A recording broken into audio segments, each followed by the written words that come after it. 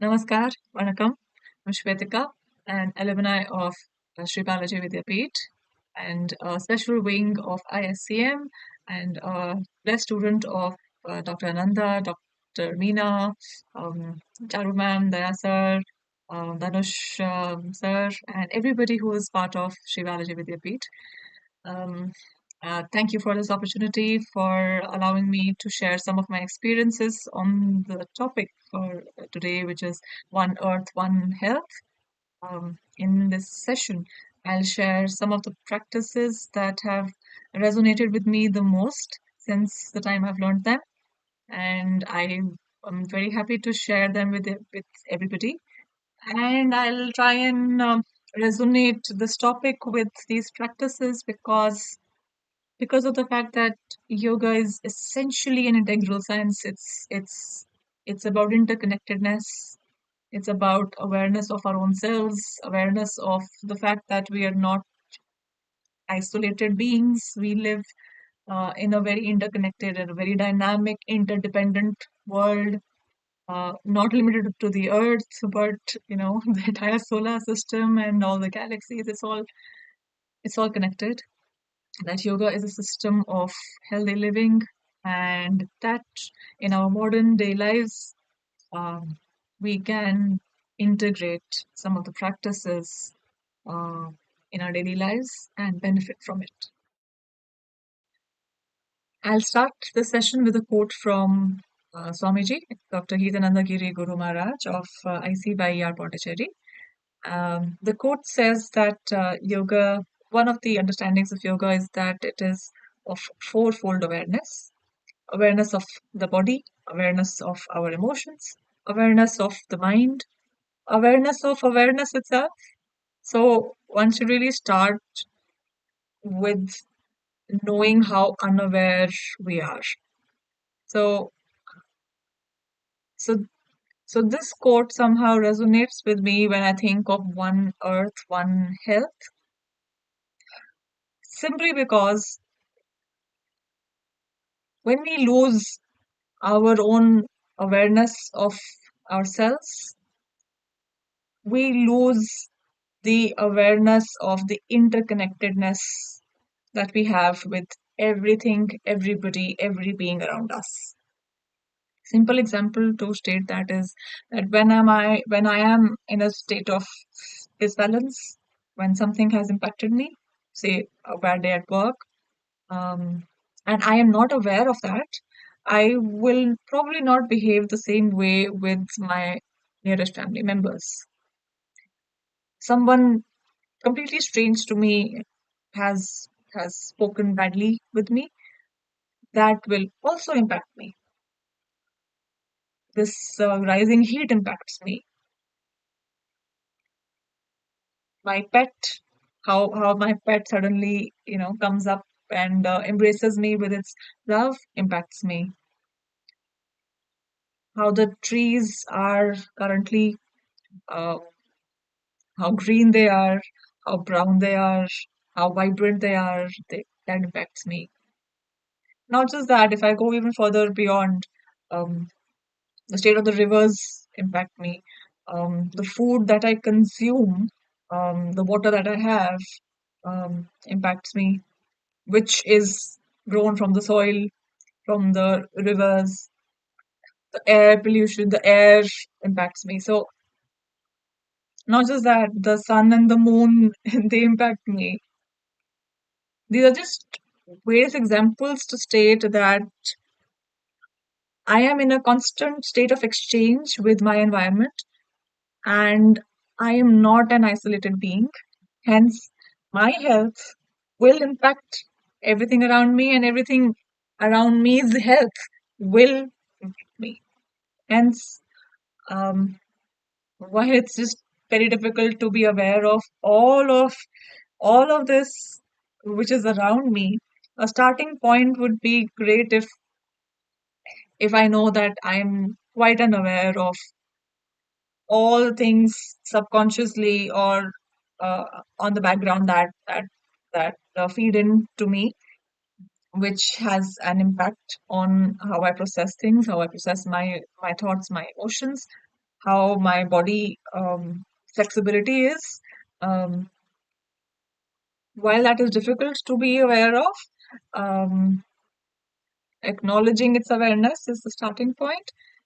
Moving to the fact that I can take charge of my own health, which will have hopefully a positive impact on that which is connected to me. So this entire session will be about some of the practices that has resonated with me over the years since I've learned them. These are the practices that help me let go of a lot of pressures that I've accumulated. Some practices make me aware of the present, and it's very easy to just let the mind loose into what he has said, what she has said, etc. Um, it brings a sense of calm, peace, balance. There's a there's an equanimous state. Even if it's for 10 minutes, those 10 minutes play a huge role for the next 1 hour. And with practice, with daily practice, those 10 minutes having an impact of an hour gets multiplied. So, yoga is integral, integral science. It is a part of our daily living. It's just our understanding of it that makes uh, these practices more profound, more, um, they resonate a lot more. So, moving on to the next section where I'll take you through the first practice. So one of the first things that we can do when we wake up is simply rub our palms. Rub it fast so that heat can be produced. And there are a lot of nerve endings on our fingers. By rubbing them, these get activated and it gives a signal to our body that we need to wake up. Once we do this for about 10 seconds, make a cup shape and place it around your eyes. Do not press the eyes. Simply place it around the eyes. If you wish, you can press at the bony region around your eyes. Press and release. Press and release. Then now open your eyelids and look at the light which is entering from within the fingers. And remove your palms from the center, not from the side, from the center, so that you allow the light rays to enter from the sides of your palms. The next thing that you do after you wake up and you've rubbed your palms is you get up and you walk around. Not necessarily on a mat. You can walk bare feet, and it will be best if you are not wearing socks. So bring your feet towards the side edges. So at the little finger, put all your body pressure on the little finger. Look straight, arms and neck relaxed, and walk. And be aware of the pressure of your entire body weight on the sides of your feet. Or forwards or backwards. Take about 2 or 3 rounds of probably your entire room. And then center. Repeat the same step by walking inwards. Please ensure that you're not knocking your knees. It's a slight inward movement of the foot, wherein all your body pressure is at the big toe region until your heels.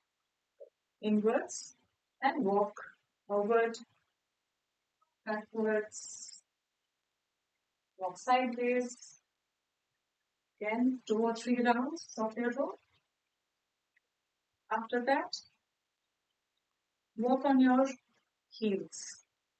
So, entire body weight on your heels. Again, 2 or 3 rounds. Ensure that your front of the foot is not falling on the floor. And be aware of your heel region of where the entire body weight is at. After that, after you're back to your center, walk on your toes. When you're walking, your heels will not touch the floor. Forward, backwards, sideways. These are very simple practices, but it once you wake up when we are a little, probably a little sleepy, we're still waking up. These are the practices that bring our awareness to our body. And everybody can do this.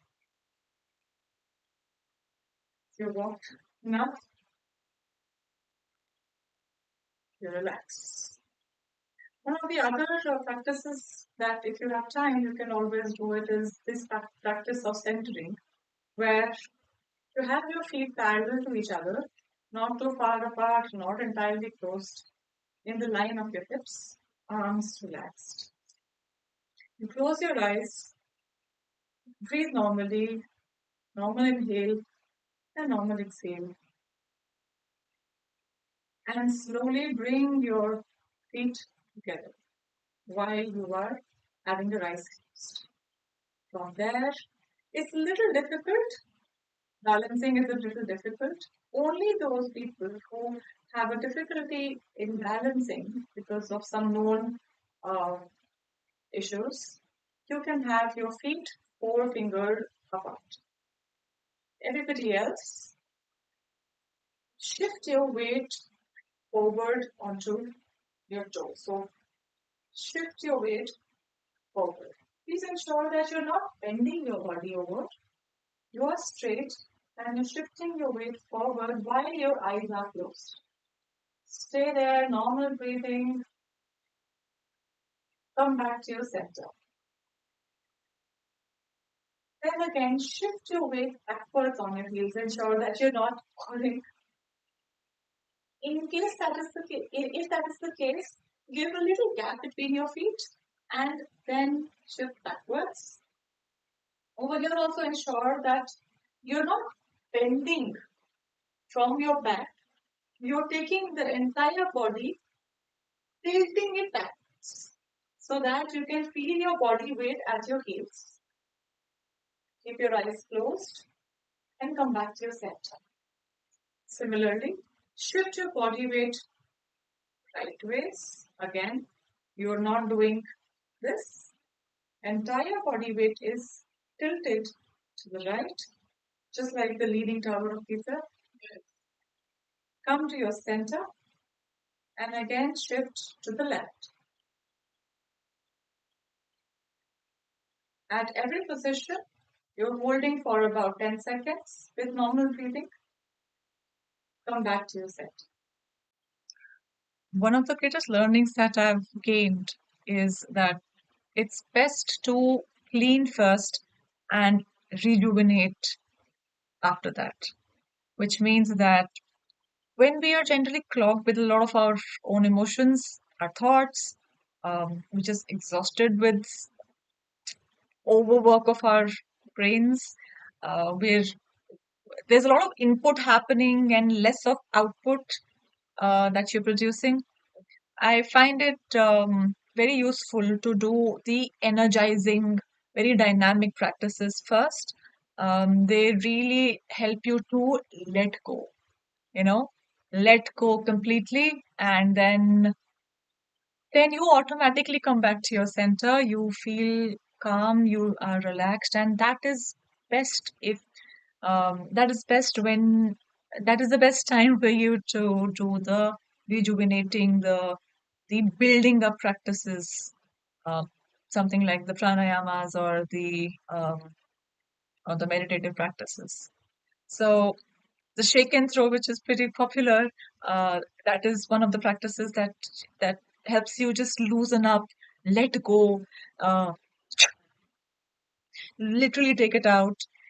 Some of the other practices uh, that I find useful is one is the um, uh, equal nostril, so fast breathing.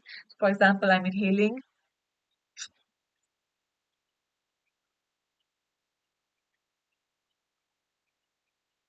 then I'm inhaling, exhaling from the other nostril.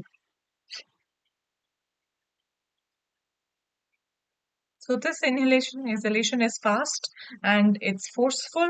I start with single nostrils and then I move to the changing of the nostrils. So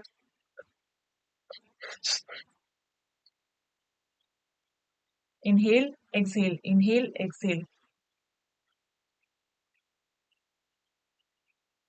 I do this for about a minute or so. It takes away the what is just bothering me, and it leaves in a sense of calm and balance. Another practice of similar nature is the Kapalbhati, which is a Shat Karma, which is a cleansing practice, one of the six yogic practices for bodily cleaning.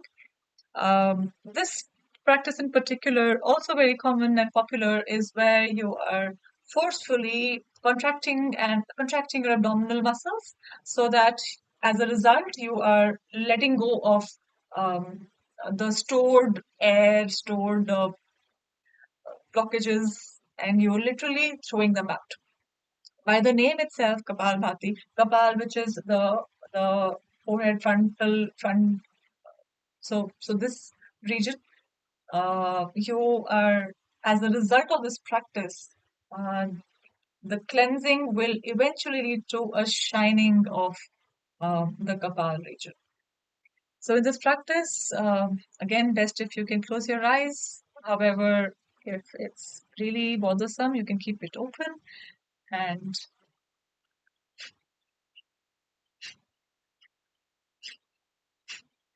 now please note that uh, your focus is actually over here, not at the abdomen region, not at the nostrils, not here. The focus is over here. And constantly remind yourself that you are letting go, letting go, letting go, letting go. You're throwing away, throwing away, throwing away all that you do not require, all that you need to, which takes you away from your true blissful self, your peaceful state, your ease, your sense of relaxation. It just takes you away, and all you're doing is just cleaning, cleaning, cleaning, throwing away all the garbage that you have. Not you, everybody, even I, accumulate every single moment. So slowly building up the pace from, say, one exhale in 1 second, or sometimes you can do one exhale in 2 seconds, going up to the opposite of two exhales per second. So something like,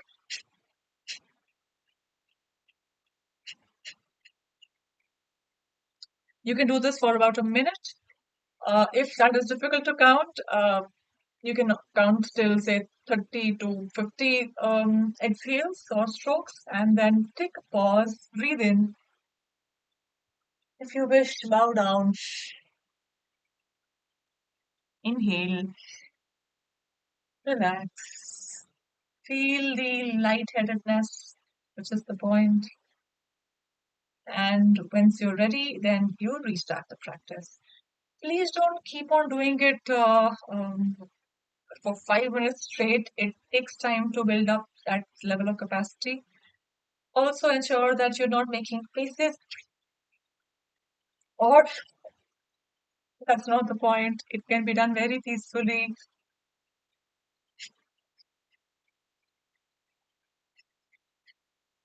And sometimes once you're done with the practice, it might lead to a sense of, little head spin, which is completely fine. Please ensure that you're in a safe space. You're not standing. You're just safe. And once you're ready, you open your eyes, and you're good. You're calm. You're rested. You're aware of your natural breathing. You're aware of your body, and it's best to then start off with all your other inward sen- inward focusing practices. So pranayamas after the pranayas after the Kapalbhati will be very beneficial. Sorry, I forgot. There's another practice of similar nature where there's a lot of activity that's happening, which is the Bhasrika pranayam.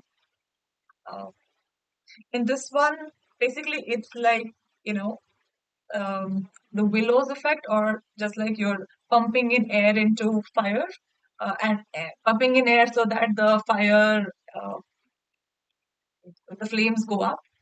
And that's exactly what we're doing here. What we'll be doing is, this is best if you've done in a cross-legged position. You are stable. It's the upper chest that you are forcefully contracting and expanding. Sorry. You do not use the abdomen a lot here. Best if you do with a Gyan Mudra. You inhale, exhale. You go faster. Sure that your back is straight, upright, shoulders back. Otherwise, in this position, in a slouch position, it's really not recommended.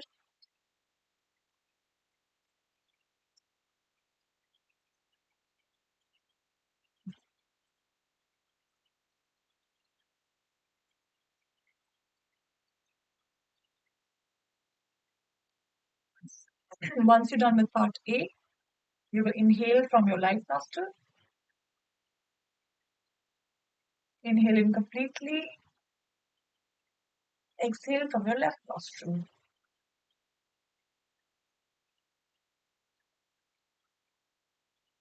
And come back. This is one round of Bhastrika Pranayama. This is one of the 8 classical pranayamas. Also an advanced practice. Please, if you have high blood pressure, do not attempt this. If you are doing it, do not do it for more than 30 or 40 strokes. And please give gaps in between. Overall, it really heats up your body. It burns up all the blockages. It opens your system up, opens up your lungs, and it eventually leads you to a sense of calm and peace, which is the basis of bringing your awareness to yourself.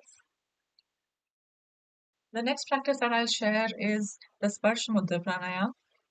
A few years back, I learned another similar practice called as yogic deep breathing or the sectional breathing.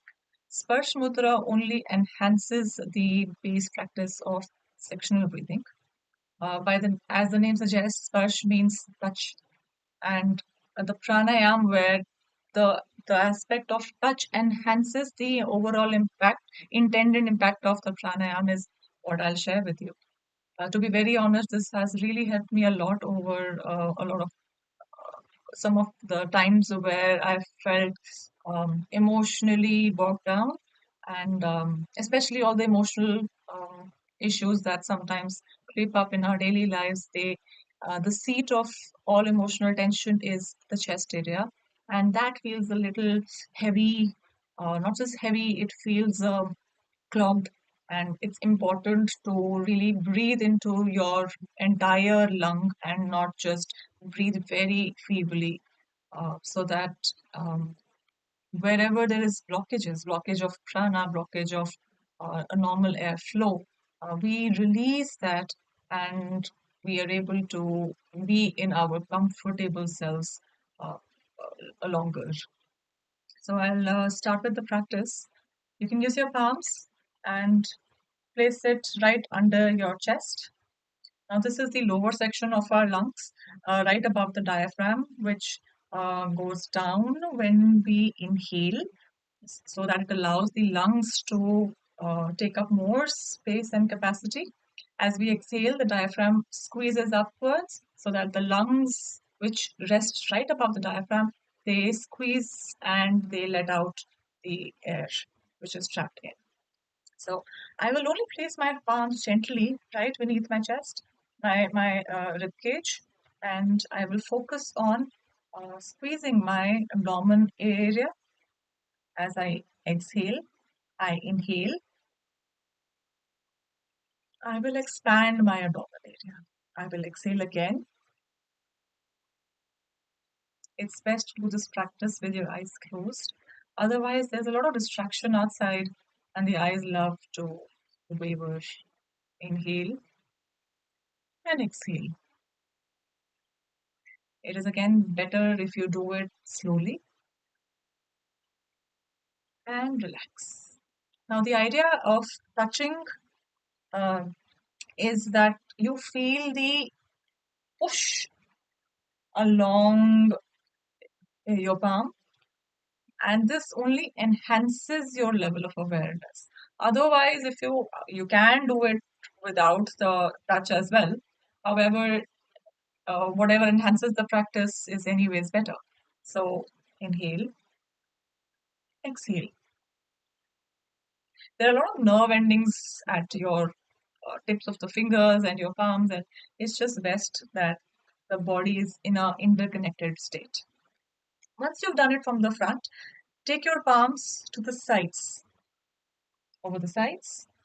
And here also you will interestingly feel the expansion and the contraction, and realize that lungs are not just only in the front. Of course, they are three-dimensional. So you will be able to feel the expansion and contraction of the sides. So inhale, exhale, inhale, exhale, and we do this 3 times. Similarly, now you take your palms at the back. So this is over here in the same bag. Inhale, you do feel expansion towards the back. And when I did it the first time, I was like, wow, I didn't realize that, the back also expands. Exhale, inhale, and exhale. We do this 3 times. You can, of course, do this more, but there's more to the practice. Now, this is the focusing on the lower lungs. Now we go to the middle chest region. We place our palms at the center of the chest. We inhale and we exhale. We do this practice thrice.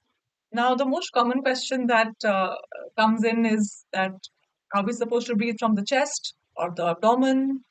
Well, we will always breathe from the nose. It's just that we are focusing on the expansion of a particular muscle group so that our awareness is brought in, is one way. It's literally, it's like a loose monkey. We literally holding it by the tail and centering it in and being fully conscious of the entire breathing process, the depth of it, and what it does to our body. And exhale. Similar to the process that we did for the lower lungs. From front, we go to the sides. Inhale, exhale, inhale, exhale. We do this the third time. Again, we go to the back. Sometimes it's difficult to reach here if the flexibility of the wrist isn't adequate. You can touch the back of the palms over here, which also might be difficult for some of the people, but we can try. And from here also, we will inhale. And you can see, exhale, inhale, exhale. So when you do the when you add the sense of touch, you are expanding your consciousness to yet another sense, which is the sense of touch, and we have 4 other senses. Um, what you also tell yourself by this practice is that when I'm breathing, it is this aspect of the lungs that also um, get in the inflation, as a result of which there's an expansion.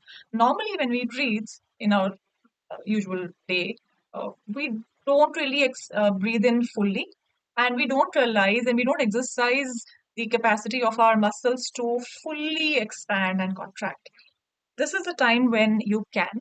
And the idea is that wherever your touch is, you forcefully bring your attention at the area where your palm is placed, and you push and contract, you expand and contract that very area. Otherwise, we are tend to breathing in and focusing maybe over here or sometimes just here, which is normally the practice.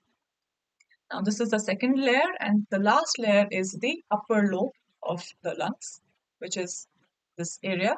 We will place our palms right beneath the collarbone and we will breathe in, breathe out.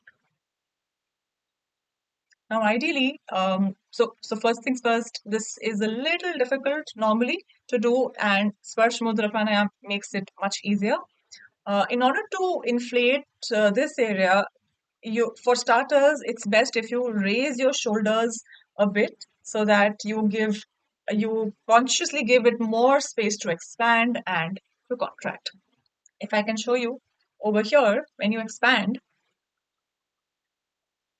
you can see this muscle a little popping out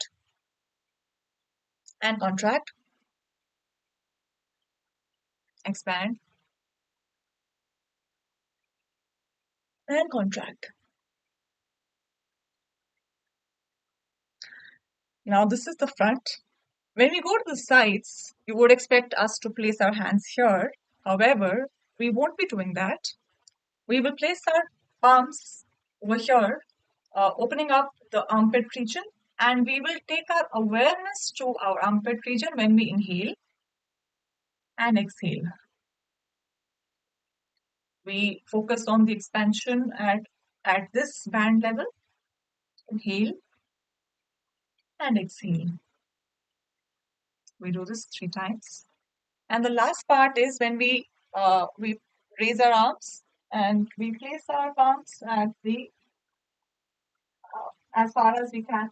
This again is a little difficult. It depends on how flexible our shoulders are, um, so that if we can reach here comfortably. If we can't, that's okay. But the fact that we have literally lifted our spine, we are able to breathe in and take our awareness to where our fingers are touching and breathe out. Breathe in and breathe out. By doing this, we are creating extra space at the upper body region for the lungs to expand vertically and go back to this position. Once we've done this, it's best to let go and keep your eyes closed and just take in a full deep breath, breathing in to your lower lungs, middle lungs, front side back, and upper lungs. Breathing out, upper, middle, lower. Once you've done the sparsha, which is 9 times, 3 each, it'll be good if you can do the full breathing um, at least 3 times, but best if you can do it 6 times if you're doing it for the first time ever. Multiples of 3 is best. Whatever you're doing, any of the practices, you start with multiples of 3. It's easy to remember and beneficial as well. One of the other practices that I really resonate with is the Savitri pranayama, or simply put, it's the square breathing. By square breathing, I mean that for an equal length of time, you are inhaling, you are holding in the inhaled breath. For the same time, you are exhaling and you're holding in the exhaled breath, completing a square of this. This is to explain you that your inhalations and retentions and exhalations are of the same time limit. Uh, it can be completely as per what you're comfortable with. So if I am comfortable with say 6 seconds of holding, you can start with 3 or 4. Um, I will maintain those 6 seconds throughout. The interesting thing is that I've sometimes done this when I'm going to sleep. When sometimes I'm not able to sleep well. I do this practice, it calms me down, it brings my awareness to my own self and not to what happened in the day and night and what I'm supposed to do tomorrow, what happened yesterday. It just brings my awareness to my myself only. Uh, and I have really benefited out of this practice. This can be done in a lying down position, in a sitting upright position, whatever suits you. It can be done at office hours if you are desk bound. Take a minute or so. It'll just take about, you can do at least 3 rounds for a start, and increase the length and the frequency of the repetitions as per your capacity. Simple practice. I'll demonstrate it once. Best if you can close your eyes. But please remember, if you are going through a lot of anxiety-related issues, to say it simply, if if it's just too difficult for you to close your eyes and you're bombarded with so many thoughts and emotions, and it's just difficult to close your eyes. It's fine to do the pranayama practices with your eyes open. Best if you focus, if you're in an area where there's not a lot of distraction happening. So also please don't focus only on a screen. It's best to have something neutral. Keep your gaze centered if possible, and inhale for 6 counts. Inhale, 2, 3, 4, 5, 6. Hold your breath. 1, 2, 3, 4, 5, 6. Exhale for 6 counts. 1, 2, 3, 4, 5, 6. And hold the breath that is gone out, which means that you're not inhaling again, for 6 counts. 1, 2, 3, 4, 5, 6. It's best that you do 6 rounds of this, but like I said before, you can start with 3 rounds each and then increase the frequency of the practice. This is one of my personal favorites. Sometimes when we start, it's difficult to hold for the entire 6 counts when we are retaining the breath, be it internally or externally. That times you can do a rectangular breath work, which is you are holding for half the time. So if I'm inhaling for 6 counts, I hold only for 3 counts. I am exhaling for 6 counts, and I hold the exhaled breath for 3 counts. You can start with that and slowly build up your capacity towards um, all all being similar.